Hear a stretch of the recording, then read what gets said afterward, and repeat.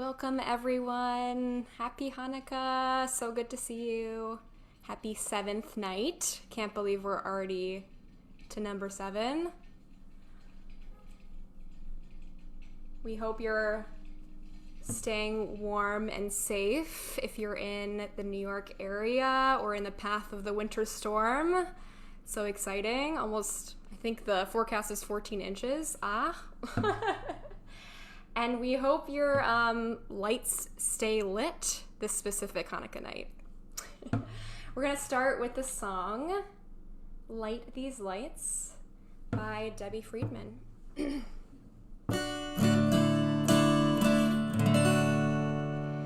Oh, hear my prayer, I sing to you.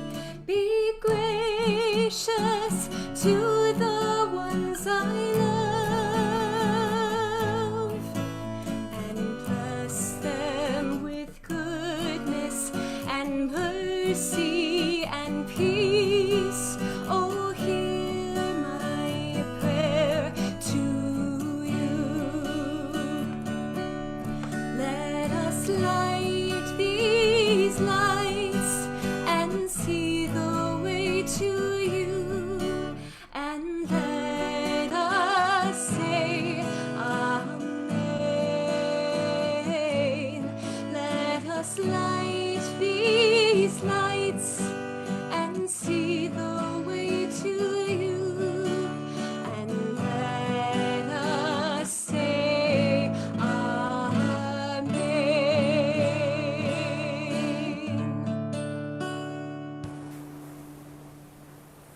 Thank you so much, Jenna, and thank you for being here basically every night of Hanukkah and bringing such joy and light into our lives through your voice. Thank you. Happy Hanukkah, everybody. It's so good to be here with you on the penultimate night of Hanukkah. I celebrate the opportunity to use the word penultimate. Have to be honest, that's very exciting. Many thanks to Rabbi Hilly Haber for putting together these congregational candle lightings for us and with us, and to the whole team, the tech team and the programming team who has made all of these wonderful nights happen. I have been a participant in the prior nights along with all of you, and am thrilled to be here getting to light the Chanukiah, getting to kindle our Hanukkah lights together tonight. This, of course, as Jenna already talked about, is a moment where we get to bring some extra light into the darkness today, which is also including a howling wind and some driving snow. I hope that you are able to stay safe and warm, and as Jenna said, with your lights staying on as we weather this winter storm here in the New York area. So yes, best wishes to stay safe and warm and healthy these next few days. Let us bless together our Chanukiot, our Hanukkah menorahs, and kindle our lights on this, the 7th night of Hanukkah, and I turn it back to Jenna.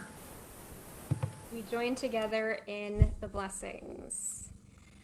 Baruch atah Adonai Eloheinu melech haolam asher kiddushanu b'mitzvotav v'tzivanu lehadlik ner shel Chanukah.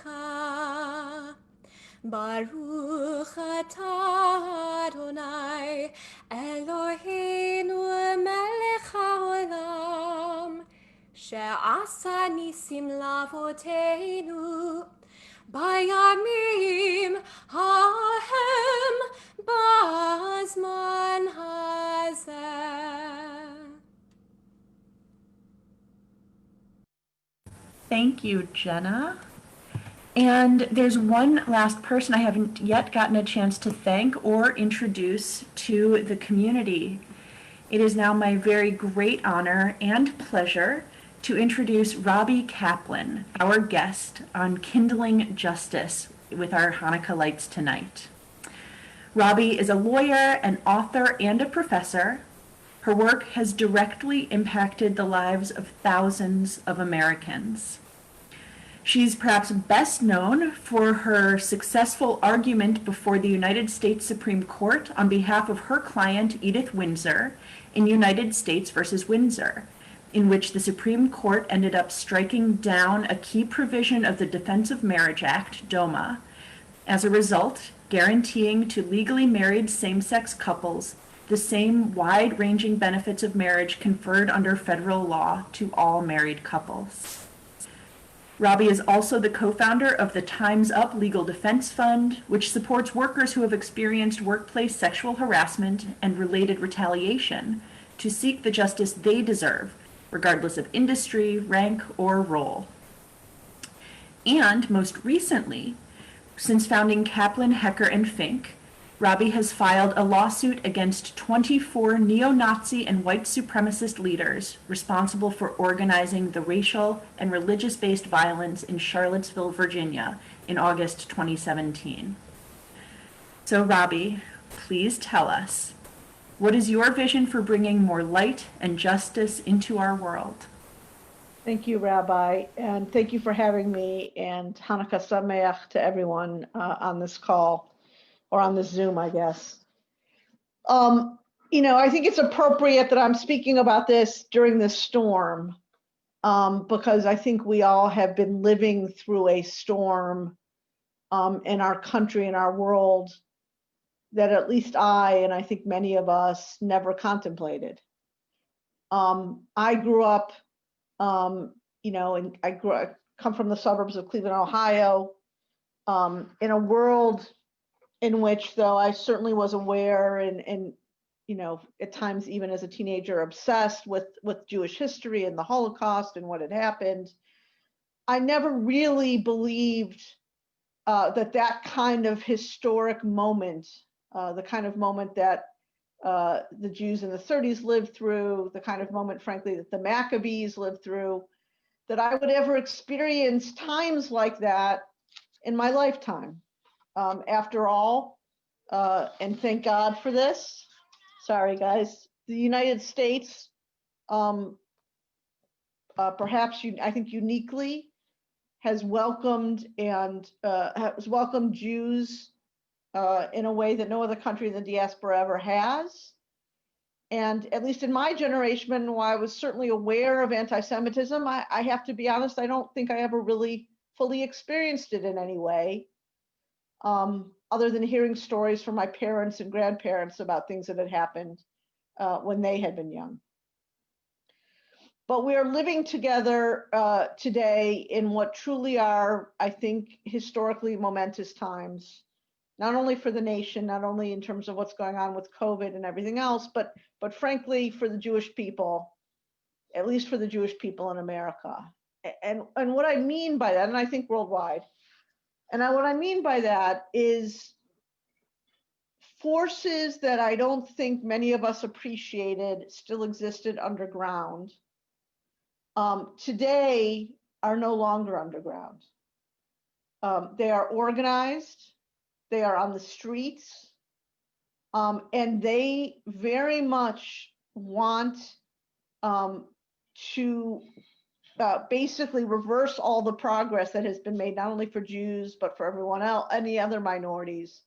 And as they chanted on the streets of Charlottesville, they want literally to send the Jews back to the ovens.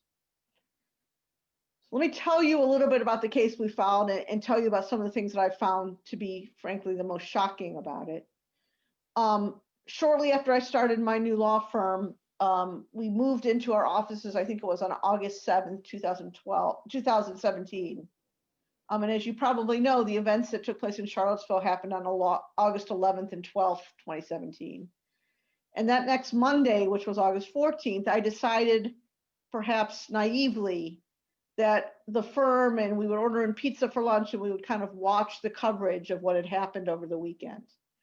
And as soon as I saw literally Nazis marching on the streets of an American city, chanting with lit torches that Jews will not replace us, it immediately dawned on me that something needed to be done about it. And that at that time, I did not believe I could depend on the Justice Department, then led by Jeff Sessions, to do anything. And that prediction proved to be correct. So as you heard the rabbi say, we have filed cases against 24 of the leaders of what happened in Charlottesville. We represent a coalition of plaintiffs, really brave plaintiffs, who were involved or hurt by the events that happened, including several plaintiffs who were struck by the car that killed Heather Heyer. But what's been most shocking to me about the whole thing, and it's kind of hard to shock me because I've been a lawyer for many years in New York and I've seen a lot of things. But what's been most shocking to me is as we looked at the messages that these white supremacist and Nazi groups sent to each other leading up to Charlottesville, during Charlottesville, and then celebrating after Charlottesville, I think it's fair to say that 90% of what they said, while they hate Black people, while they hate Muslims, while they hate immigrants, etc., 90% of their messages about hating people is about hating Jews. And I'm really not exaggerating about this.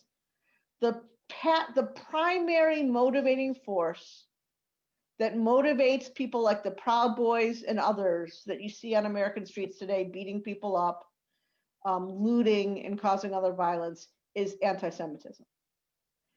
On the one hand, that's incredibly distressing. I never thought that we would see that in American society. I thought that we had solved that problem and that only brightness lay ahead.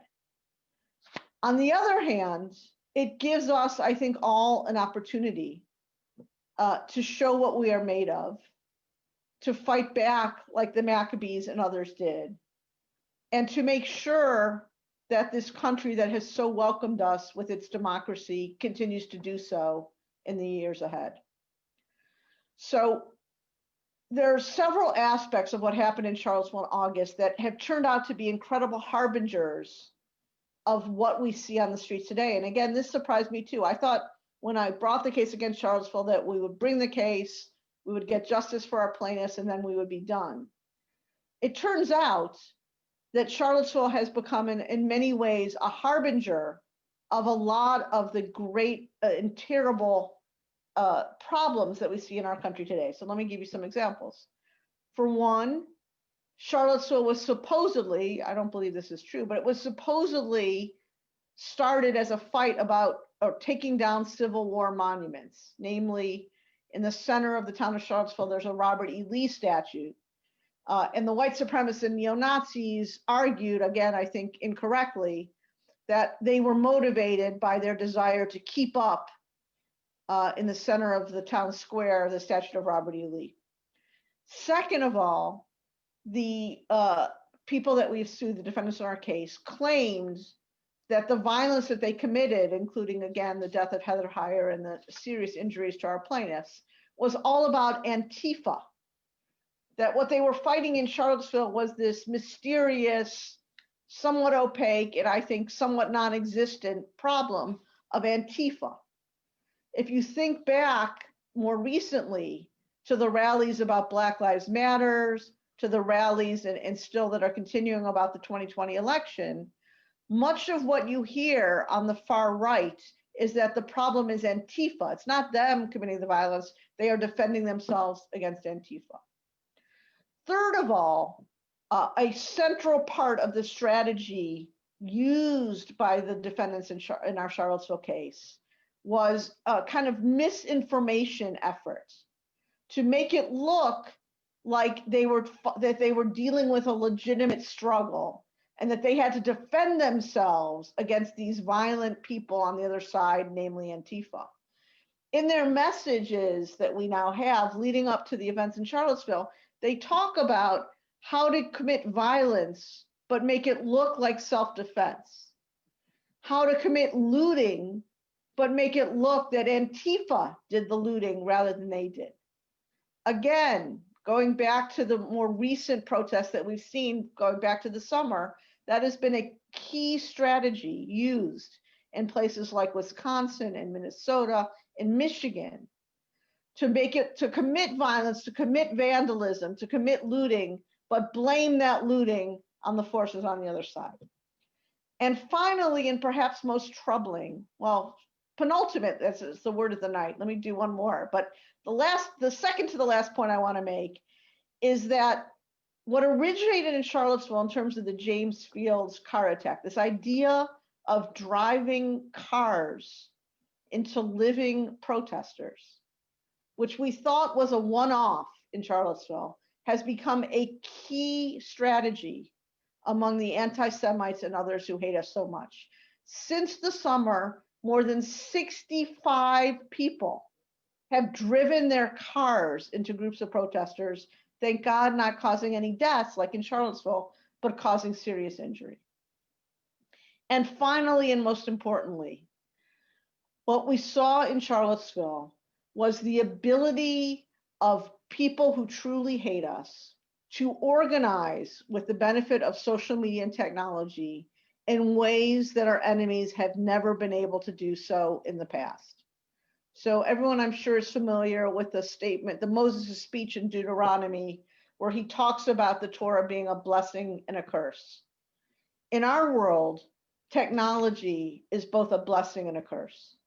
It has led us, of course, to conveniences that we never thought possible. It has led us to, thank God, the vaccines for COVID-19. But on the other hand, it has allowed anti-Semites and people who hate anyone who's different than they are to organize on a worldwide scale, anonymously, using hashtags or fake names on the internet in ways that were never before possible. So to give you an example, the man who shot all those people in Pittsburgh at the Tree of Life Synagogue was communicating with the defendants in our case just before he did it. The man who killed people in New Zealand at Christchurch in New Zealand had on his gun a symbol called a fashtag. It's obviously a play on the words fascist and hashtag that was developed by one of the defendants in our case, Matthew Heimbach. And it continues and continues. We have sued these defendants under the Ku Klux Klan Act of 1871. Back in 1871, when the KKK members wanted to meet and use violence to basically re-enslave the newly freed slaves in the South, they had to do so wearing white masks in the forest at night. Today, that's not necessary. These guys continue, and it's mostly men, continue to talk and to organize and to communicate on the web every single day.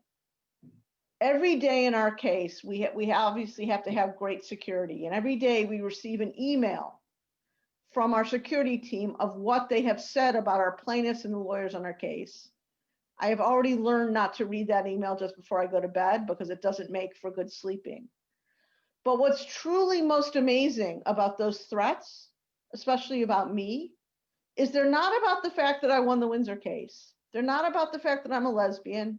They're not about the fact that I'm a lawyer or a New Yorker. They are all about the fact that I am Jewish. So on the one hand, we live in dark times. On the other hand, we still have light ahead. And we have this incredible opportunity, I believe, to vindicate our democracy, to vindicate the equal dignity of everyone, and to make it clear that armed anti-Semites marching on the streets of New York City, of American streets with the intention of committing violence is not okay. We have the ability to send these people back into their parents' basements playing video games, which is where they belong. So with that, I hope you will join me. It's an important fight. It's truly, I believe, one of the important fights of Jewish history. And it's a fight that, frankly, we have no choice but to fight for our community, for our religion, and for our children. Thank you so much. And Robbie, just thank you so much for all the work that you do to dismantle hate and prejudice and inequality in our society, using the law and the courts as your battleground. So we just thank you so much, and thank you so much for being here with us tonight. Thank you, Rabbi. to end our evening together. Let's bring a little more light into our world through song.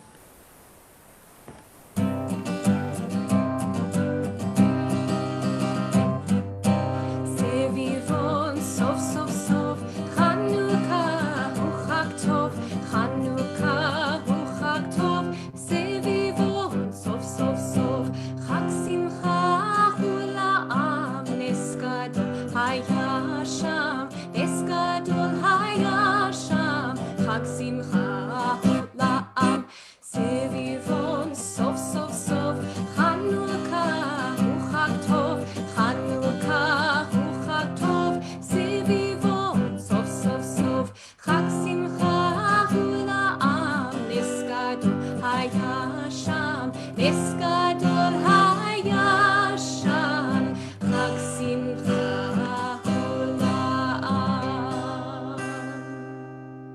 חג שמח everyone. Happy Hanukkah. Happy Hanukkah. Thank you.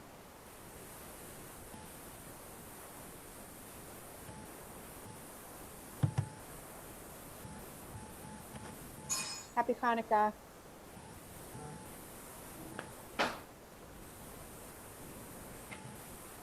Happy Hanukkah, everyone, and thank you.